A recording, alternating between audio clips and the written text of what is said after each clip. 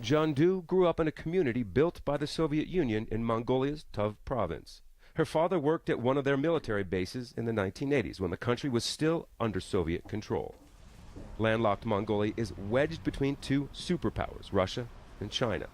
Even as an independent nation, the two still have major influences here in every aspect of life.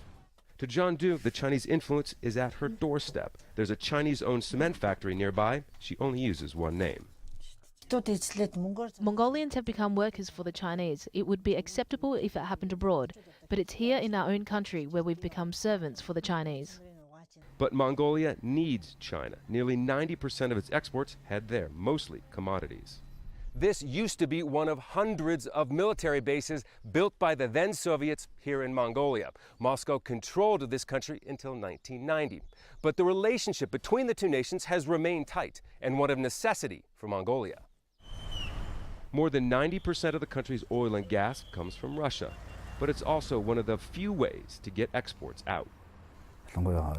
We have no transit agreement with Russia, but it's clear that to be able to reach our third neighbours physically, we need to be able to get through one of the two neighbours using their infrastructure. This is the big challenge in our foreign policies. The government has established what it calls the third neighbor policy, looking beyond next door for political and economic agreements. Focus has been on the US, Europe, and elsewhere in Asia, like Japan. We realized after, being too much dependent on one neighbor or the other, historically, politically and economically, it's relatively very risky. So we wanted just to have this balance and sort of diversification, I suppose.